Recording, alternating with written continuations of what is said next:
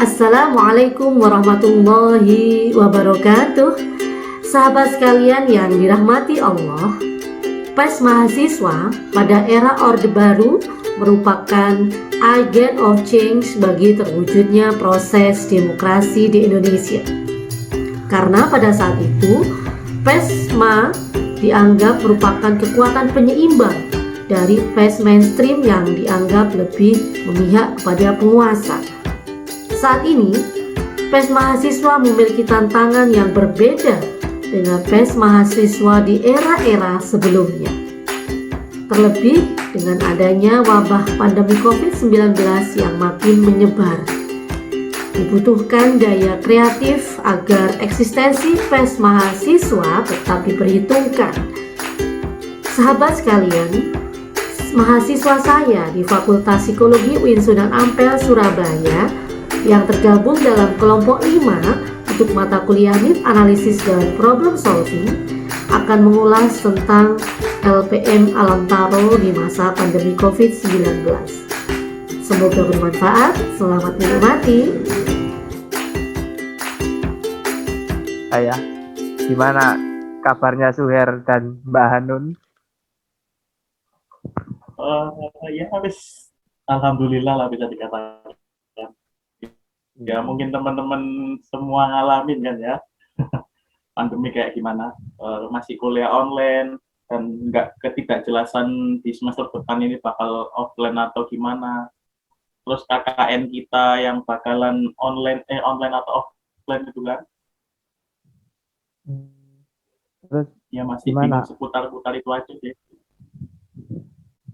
Terus waktu online gini gimana produktivitas kalian sebagai mahasiswa? Apakah tetap sama atau malah menurun dalam hal akademis maupun hal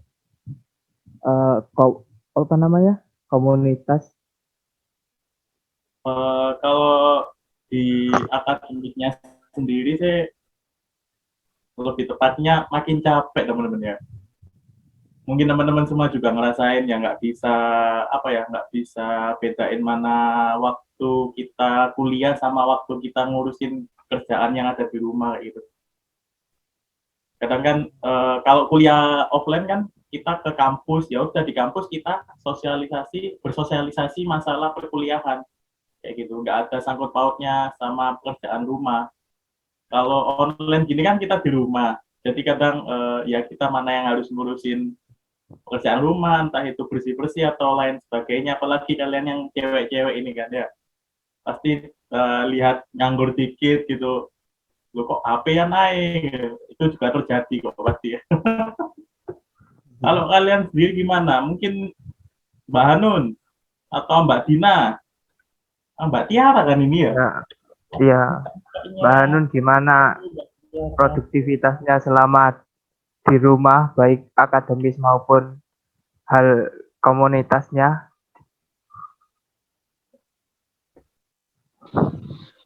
Halo teman-teman, sorry sebelumnya ini agak berisik ya karena lagi di luar rumah. Mengenai tentang apa tadi, produktivitas ya? Ya, kalau soal produktivitas jelas beda ya sama kalau nggak pandemi. Yang jelas lebih produktif kalau kita tuh apa-apa serba offline gitu. Kalau sekarang produktivitasnya itu lebih ke beda gitu loh, nggak kayak lagi online. Jadi kalau sekarang produktivitasnya lebih produktif di rumah, kayak lebih ngurus rumah, misal beres-beres atau masak atau apa. Jadi jenis produktivitasnya tuh beda gitu. Dan kalau untuk kegiatan komunitas jelas pasti lebih berkurang ya dibanding kalau online gitu. Kalau offline, sorry gitu. Oh gitu ya. Banyak perubahan ya yang terjadi pada masa pandemi ini. Baik, saya di sini mau bertanya seputar komunitas yang dibina oleh sahabat Zuhair dan Mbak Hanun ini.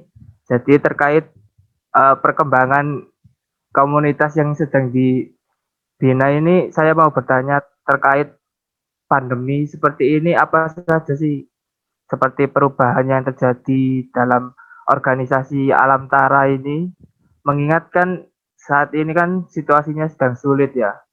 terbatas untuk bertemu langsung. Gimana sih, apa yang kerasa perubahan dari komunitas tersebut?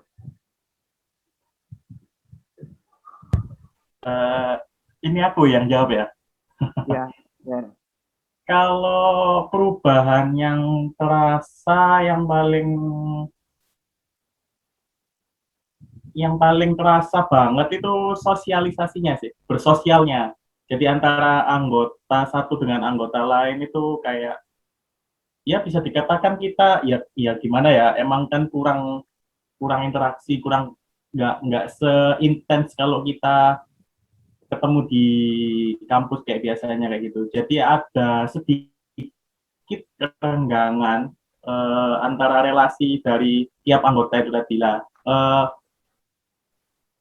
Dari apa ya, kurang banyaknya kerenggangan yang terjadi itu kayak ya bisa dikatakan anggota yang ada di dalam Taro khususnya itu agak gimana ya, kalau diajak buat entah itu rapat atau entah itu ada suatu event kayak gitu, mungkin mereka bakalan kayak kurang responsif kayak gitu untuk responnya kayak gitu. Jadi ya kita sadar bahwasanya kita punya kesibukan masing-masing deh antara anggota satu dengan anggota yang lain.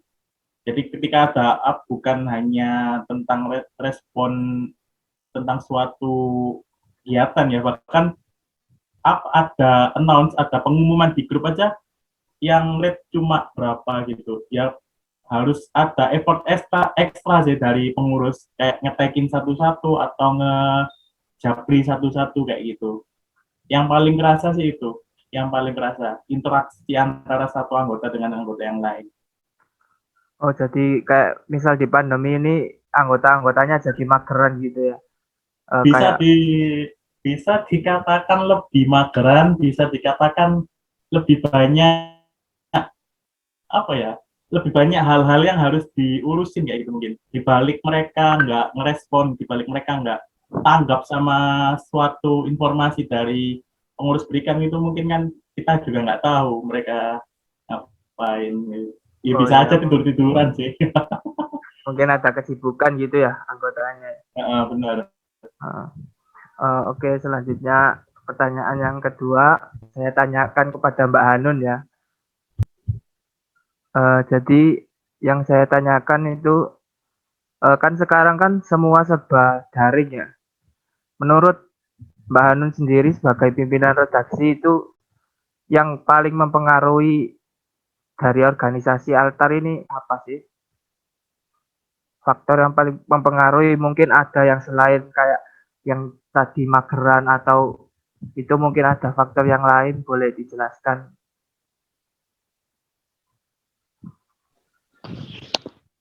Oke, jadi kalau untuk perubahan-perubahan yang ada di Altar karena pandemi itu, saya nih sebagai pimpinan redaksi itu yang paling terpengaruh itu lebih ke produk-produknya Altar ya kan, karena Altar itu kan produknya biasanya berupa buletin, lalu majalah atau segala sesuatu media cetak yang bentuknya tuh paper, maksudnya tuh bentuknya kertas gitu, lewat media kertas.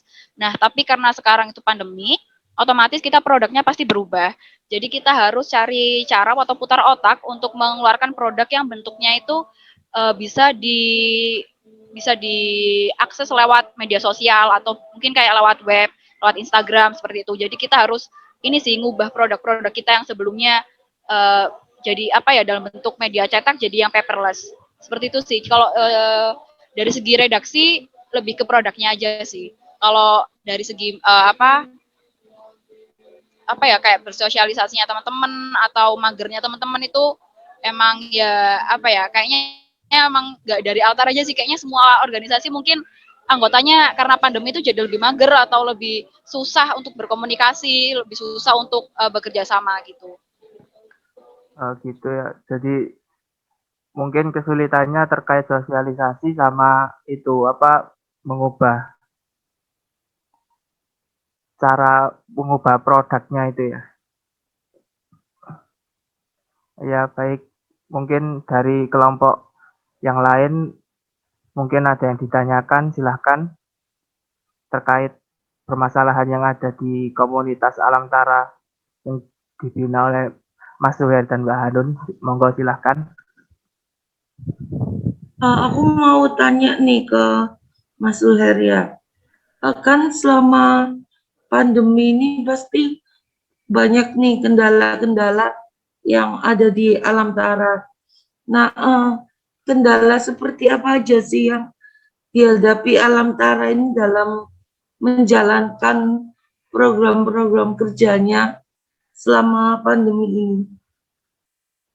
Eh, kalau ngomongin masalah kendala, tentunya dari saya sendiri menyadari bahwasanya banyak kendala yang kita temuin sih. Tapi inti dari semua kendalanya itu mengenai masalah tentang adaptasi alam taro sendiri, kayak gitu. Jadi gimana ya? Kan emang kan dari offline ke online ya. Jadi semua kegiatan yang dilaksanakan biasanya secara entah itu bertemu antar anggota, entah itu dilakukan di ruang terbuka, cari berita, mendatangi langsung narasumber kayak gitu kan. Nah, kegiatan-kegiatan kayak gitu itu kita rubah total dilakukan secara daring gitu. Jadi adaptasinya aja yang mungkin lebih harus mengeluarkan usaha lebih kayak gitu. Kalau kendala-kendala teknis yang lain sih sepertinya nggak ada. Cuma ya adaptasi itu tadi. Gimana kan kadang kalau misal kita cari berita, bikin suatu berita gitu. Kalau ada narasumbernya, kita ketemu dengan narasumbernya langsung, kan bisa bisa enak ngobrolnya. Berbeda kalau kita lewat Zoom virtual kayak gini ataupun lewat via WhatsApp aja, gitu. Jadi hal-hal kayak gitu itu mungkin kayak teman-teman sih lebih ke arah ya tetap melakukan adaptasi sampai sekarang. Ya, meskipun kita sudah 1 tahun lebih ya dikatakan ya. Bahkan di tahun-tahun kemarin itu Alam Taro sempat ya bisa dikatakan kita berhenti sejenak. Waduh, gimana ya? Ya karena kita nggak tahu harus ngapain. Mungkin aku sendiri udah pernah diskusi sama teman-teman yang lain sih, bahkan sama Mugi, sama Bema Sema. Memang emang kemarin itu bener-bener istilahnya kita itu dibikin kaget kayak gitu. Jadi yang namanya juga mahasiswa kan, yang mana harus ngurusin pelajarannya dulu, mana yang harus ngurusin tugasnya dulu. Kita juga harus beradaptasi sama cara mengerjakan tugas kita. Kita harus beradaptasi gimana cara kita kegiatan, kurang adaptasi lebih buat menggerakkan organisasi Alam Taro, Mugi dan lain-lain kayak gitu. Jadi memang ada effort yang harus dilakukan lebih biar adaptasi itu cepat berlangsung. Jadi memang bisa dikatakan sampai sekarang kita masih terus beradaptasi. Seperti itu sih. Untuk masalah-masalah teknis yang lain kami rasa nggak ada. Cuma ya perpindahan dari offline ke online itu semua media kayak Mbak Hanun tadi sebutkan, perubahan produk kayak gitu kan. Untuk teknisnya kepenulisannya sendiri kan nggak ada, cuma merubah produk yang dari paper menjadi paperless tadi, itulah sebuah adaptasi. Seperti itu sih teman-teman.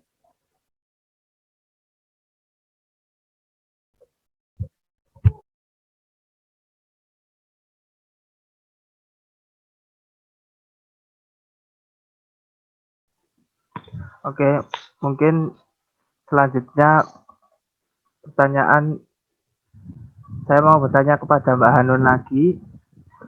Menurut Anda sebagai pimpinan redaksi, kenapa sih kendala-kendala yang dijelaskan oleh Mas Zuhair itu terjadi? kenapa kok bisa terjadi gitu. Ya mungkin itu saja. Kendala-kendala yang tadi disebutkan sama Mas Suher itu kenapa bisa terjadi? Ya seperti yang disebutkan oleh Mas Suher tadi. Jadi memang kita ini kayak kaget gitu loh. Masuk masa pandemi itu kaget karena semuanya yang pertamanya itu serba offline tiba-tiba jadi online, terus ada perubahan produk juga. Jadi kita kurang adaptasi dari segi skill juga, kayak skill kalau misal produknya diberita melalui sosial media itu kan udah bentuknya content writing ya. Jadi teknik kepenulisannya tuh beda seperti teknik kepenulisan di koran, di jurnal atau di berita majalah, di buletin atau di majalah. Jadi mulai dari adaptasi skill sama adaptasi dirinya sendiri, diri setiap individunya kayak harus serba online tuh kan mungkin ada orang yang kayak extrovert yang mungkin dia terbiasa untuk merecharge energinya itu secara bertemu orang, ngomong secara langsung, dia jadi kesusahan gitu untuk komunikasi lewat chat atau lewat Zoom itu jadi agak kesusahan. Jadi lebih ke adaptasi skill dan juga kemampuan individunya gitu.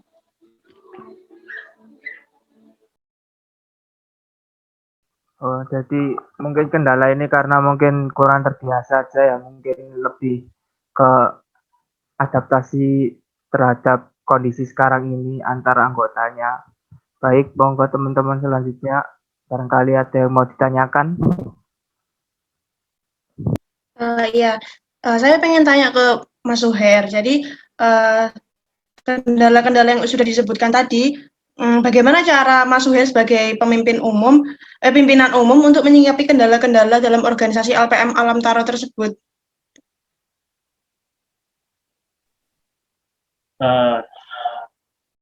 Bagaimana mengatasi solusi berarti kan ya. Kalau dari aku sendiri pribadi sih, untuk apa ya, untuk kondisi sekarang enggak,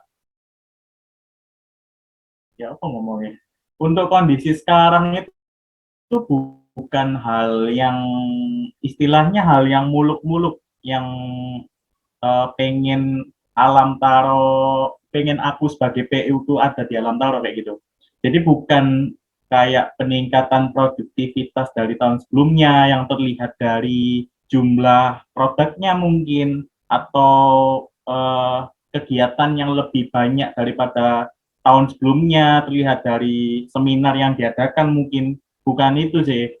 Dalam kondisi yang benar-benar susah kayak gini, tujuanku itu cuma satu, gimana pengen merekatkan hubungan kembali, relasi tadi yang sempat renggang, yang karena kaget adanya pandemi itu, jadi lebih, istilahnya lebih dekat lagi, lebih dekat lagi, lebih harmonis lagi kayak gitu.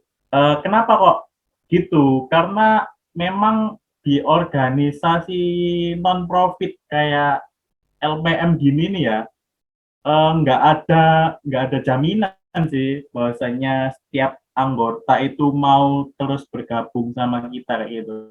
Dalam arti terus bergabung itu mau terus belajar kayak gitu kan, mau terus berproses dan belajar. Misal kena pandemik kayak gini kan, waduh, masih ikut LPM, masih ikut tugasnya yang banyak, ngurusin tugasnya yang banyak, masih ngurusin kerjaan rumah kayak gitu. Hal-hal yang kayak gitu itu apa ya, bikin nanti anggota-anggota Alam Taro itu kayak, wis gimana kalau aku lepas dari LPM kayak gitu. Jadi dengan adanya kemungkinan seperti itu dan ditambahin dengan semisal aku ngedobrak, istilahnya ngepush mereka buat bikin produk lebih banyak, bikin acara lebih banyak, kegiatan lebih banyak, bakalan nggak ada yang bertahan sih. Kalau aku sih gitu, lebih mengutamakan relasi antar satu anggota ke anggota yang lain. Jadi ketika relasi ini mungkin masih kuat, kedepannya mereka apa ya, kayak bisa tertahan gitu loh. Oh, aku di Alam Taro masih enak-enak aja kok, masih punya teman banyak kok yang temennya itu yang positif kayak gitu. Bahkan aku mungkin teman-teman yang ada di Alam Tara kayak Mbak Hanun atau Mbak Dina ini tahu ya, kalau setiap kesempatan gitu bilang ke teman-teman, udah nggak apa-apa Rek, kita nggak harus belajar tentang kejurnalistikan aja kok di Alam Tara. Mungkin kalian punya tugas yang susah pun kalian diskusikan di grup, nggak apa-apa kayak gitu. Jadi hubungan-hubungan yang positif itu tadi sih yang aku tekankan buat apa ya, aku dongkrak ke atas biar tetap ada. Nggak tahu lagi kayak Mbak Hanun.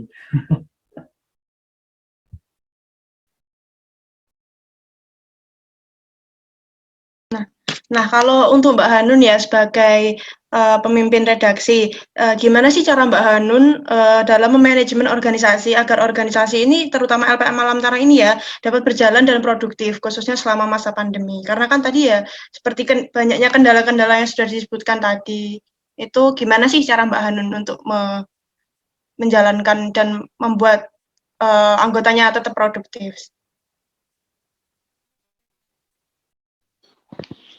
Untuk manajemen organisasi selama pandemi ini, kalau dari kami, dari saya, Suher, dan teman-teman Altar yang lain itu, yang pertama adalah memperkuat bonding antar anggota dulu. Jadi kita kumpulkan lagi adik tingkat yang tahun 2019 itu, angkatan 2019 dikumpulin lagi, diajak diskusi lagi, diajak ngobrol lagi, terus kita baru ngumpulin yang mabanya. Jadi kan karena kita rehat setahun ya kemarin nggak ngapa-ngapain, mabanya juga jadi nggak ngapa-ngapain. Jadi kita kumpulin dulu mabanya, kita ikutkan mereka dulu dalam acara kayak diklat dulu, terus kita ajak ngobrol misal di grup, terus ada sebelum ada diklat tuh kita ada acara apa Mas Suher yang buat saling kenalan tuh kayak semacam makrab tapi lewat Zoom gitu kayak gitu. Malah apa sih buat perkenalan gitu kan ya. Jadi kita memperkuat bonding antar anggota dulu sih, karena jujur emang di Altar ini hubungan antar anggotanya yang satu angkatan aja belum tentu kuat gitu loh hubungannya, karena kita itu udah bener-bener lama banget nggak kumpul, nggak beraktivitas bersama, jadi emang udah jarang banget untuk ngobrol dan chatan itu, jadi bener-bener bondingnya lemah banget. Jadi ya itu dulu sih, kita memperkuat bonding antar anggota dulu sih, biar produk-produk kita itu bisa terjalan dengan baik. Karena kalau misal bonding antar anggota aja nggak kuat, otomatis kita kan gabung di organisasi itu males ya, karena kita males, produk juga nggak bakal nggak bakal ada gitu loh kalau kita tuh males. Jadi itu sih kalau dari aku.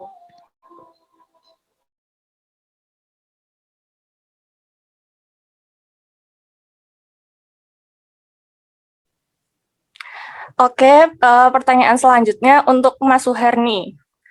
Bagaimana cara Mas Suher sebagai pimpinan umum dalam menyikapi anggota yang tidak produktif selama masa pandemi ini?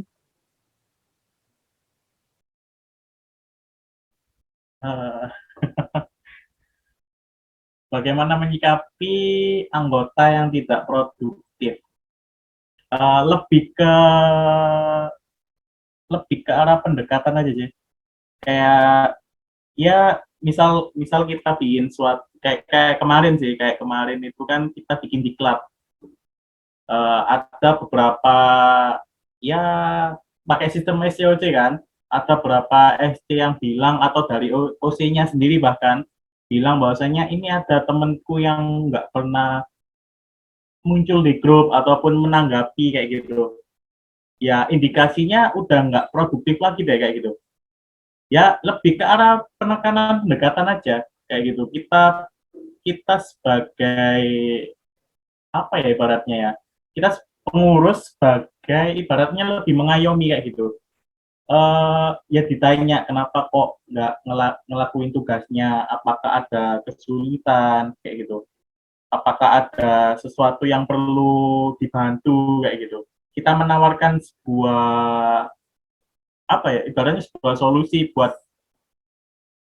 kenyamanan bersama kayak gitu. Itu kan tugas kalian kayak gitu. Itu kan udah disepakati di awal bahwasanya pembagian tugasnya, job desk-nya kayak gini. Kenapa kok nggak diselesaikan kayak gitu? Perlu bantuan atau gimana? Kalau memang pun si korban, bukan, si yang bersangkutan ini si yang bersangkutan ini nggak ngasih apa namanya, nggak udah hilang ibaratnya, nggak ngasih respon apapun,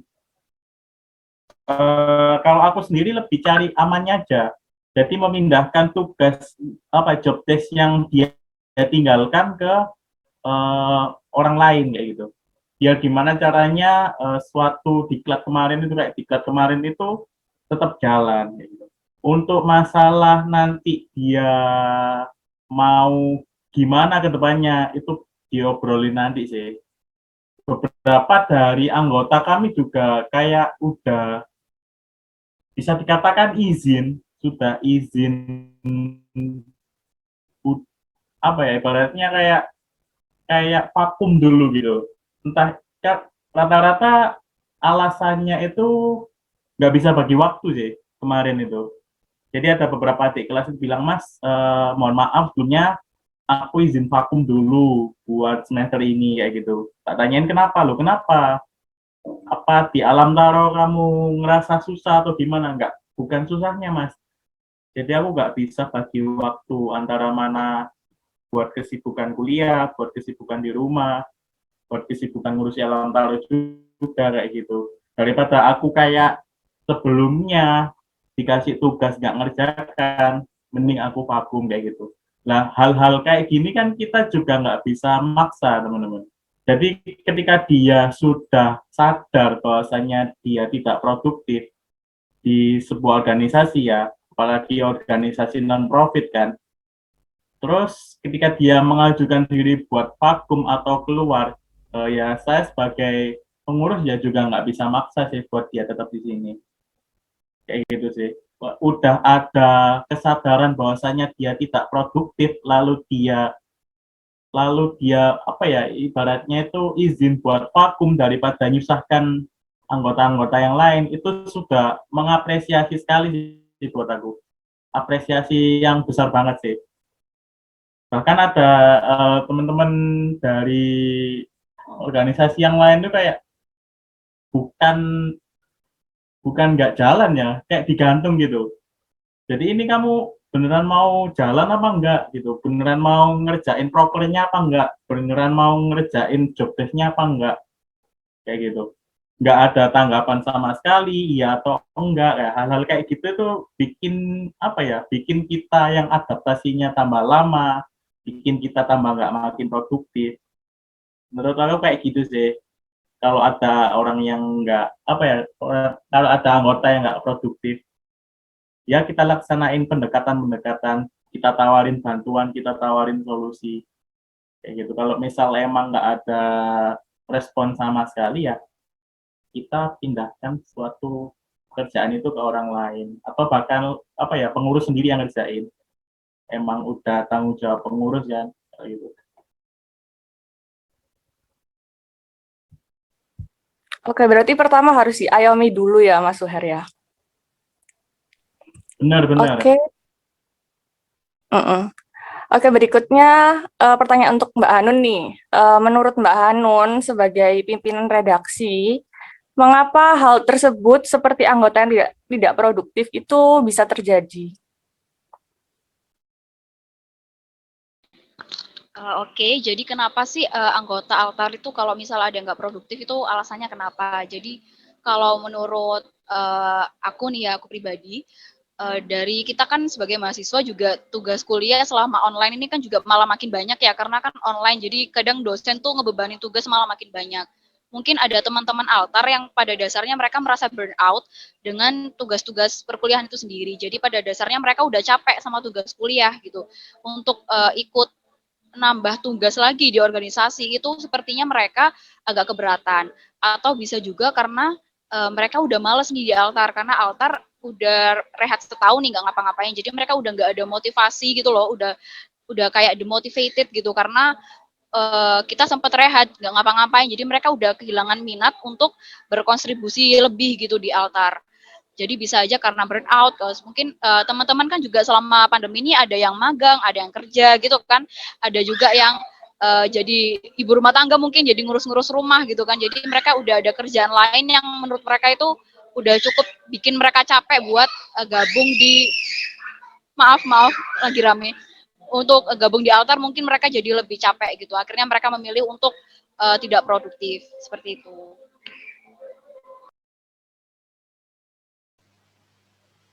Pertanyaan selanjutnya nih untuk Mas Suher. Bagaimana sih cara Mas Suher sebagai pimpinan umum memotivasi anggota altar yang masih bertahan agar tetap produktif dalam situasi pandemi seperti ini?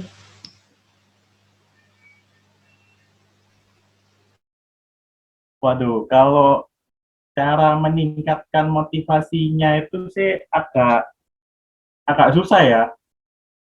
Jujur agak susah kalau apalagi kalau emangnya anaknya udah nggak termotivasi anggotanya kayak gitu. Hal yang pertama aku lakuin sendiri sih biasanya itu apa ya? Merecall kembali tujuan anggota tersebut masuk ke dalam alam taro kayak gitu.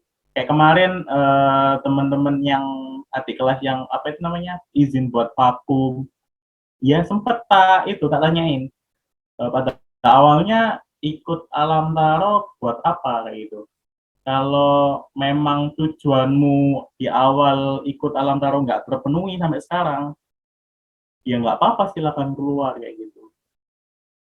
Dan nyatanya sih memang apa ya, memang dia cerita kayak memang udah terlalu terbebani, bener katanya Mbak Anu tadi, terbebani sama perkuliahan dan apa ya kesibukan pribadinya hingga akhirnya nggak bisa bagi waktu kayak gitu ya makanya itu nggak apa-apa bukan nggak apa-apa sih emang nggak bisa maksa buat harus tetap ada di dalam taro kan. Itu aja sih, merecall kembali tujuannya ikut di alam taro. Kalau memang tujuannya di awal dia belajar, menurutku loh ya, sesulit apapun kondisinya, ya dia bakal terus belajar sih. Itu sih yang apa ya, yang aku pegang selama ini. Kalau emang tujuan dari awal seseorang itu ikut suatu organisasi buat belajar dan berproses, sesulit apapun ya belajar kayak gitu kan. Ya yang ngerasain kesusahan dan kesulitan apa ya, kesusahan pusing ngomongnya, transisi antara masa normal ke masa new normal pandemi kayak gini kan nggak cuma dia seseorang gitu kan, kita semua yang ada di dalam organisasi itu juga ngerasain kesulitan gimana beradaptasi lebih ekstra kayak gitu. Itu sih teman-teman. Oh begitu ya. Jadi Kemudian apa sih harapan Mas Suher sama Mbak Hanun untuk LPM Alam Tara ke depannya? waduh, kalau dari aku dulu ya, kalau aku sih harapannya ya sebatas teman-teman anggota-anggota yang ada di alam taro ini nggak apa ya, ibaratnya itu masih tetap ada di alam taro gitu loh. Atau bahkan teman-teman yang ada di alam taro lalu sempat memutuskan keluar atau vakum kayak yang tak ceritakan tadi, itu bisa balik ke alam taro. Itu udah membahagiakan sih menurutku. Sekecil itu udah membahagiakan sih. Nggak tahu lagi kalau Mbak Hanum harapannya ke depan gimana.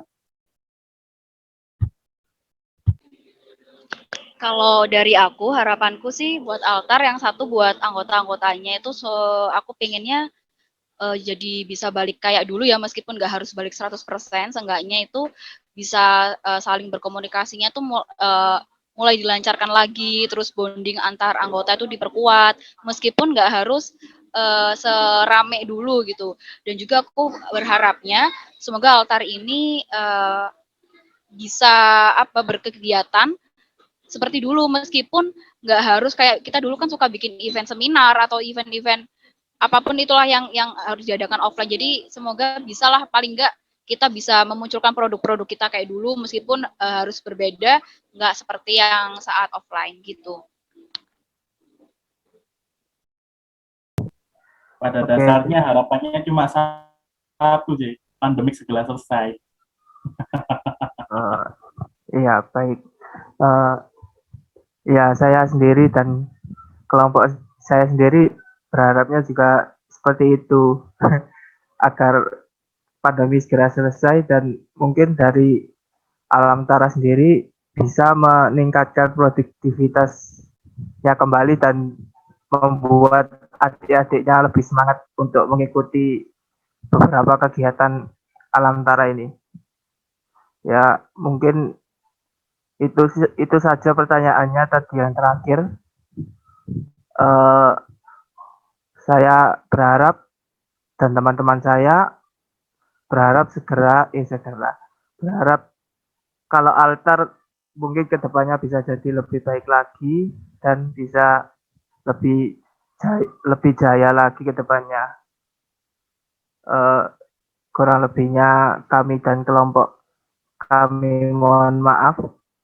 Wassalamualaikum warahmatullahi wabarakatuh. Pertanyaannya saya tutup ya. Terima kasih semua yang udah ikut berpartisipasi. Makasih Mbak Zuher, Mbak Hanun dan Mas Zuher. Sehat selalu. Ya, terima kasih teman-teman ya.